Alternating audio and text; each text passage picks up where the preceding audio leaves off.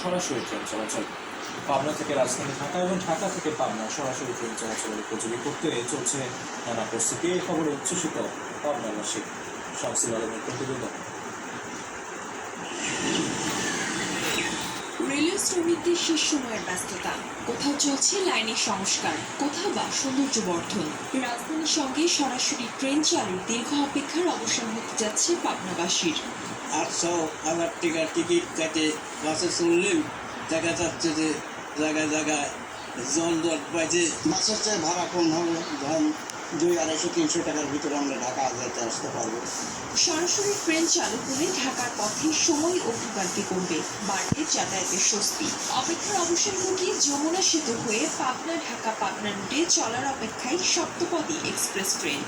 অত্যন্ত খুশি এবং আনন্দিত। দীর্ঘদিন পরে পাবনার মানুষের প্রধানতম একটি দাবি বাস্তবায়ন হওয়ার পথে। পাবনা ঢাকা ট্রেন হলে অনেক সুবিধা হবে, আমাদের অনেক স্বপ্ন বাস্তবায়ন হবে। আমরা খুব খুশি এবং আনন্দিত। ট্রেন চলাচল সামনে রেখে প্রস্তুত করা হচ্ছে পাবনা রেল স্টেশন সহ সংশ্লিষ্ট অবকাঠামো। যাত্রীবাহী ও নিরাপত্তা নিশ্চিত করতে নেওয়া হচ্ছে প্রয়োজনীয় ব্যবস্থা। যেগুলো অবকাঠামোগুলো আছে সেগুলো ইঞ্জিন সঙ্গে করে ফেলতেছে। ইনশাল্লাহ 29 তারিখের আগেই আমাদের স্টেশন পুরোটা কাজ সমাপ্ত হবে ইনশাল্লাহ। আমাদের বর্তমানে যে প্রিপারেশন বা প্রস্তুতি ট্রেন ঢাকা পাবনা ট্রেন উদ্বোধন উপলক্ষে, সেটার কাজ আমরা দ্রুতই সমাপ্তের পথে।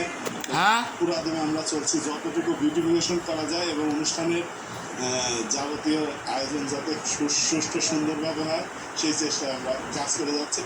চলতি সপ্তাহে ভারত থেকে আসার কথা রয়েছে 19টি বগি। বগিগুলো এলে 29শে আগস্ট শুরু হতে পারে পাবনা ঢাকা ট্রেন চলাচল। Desk report, star news.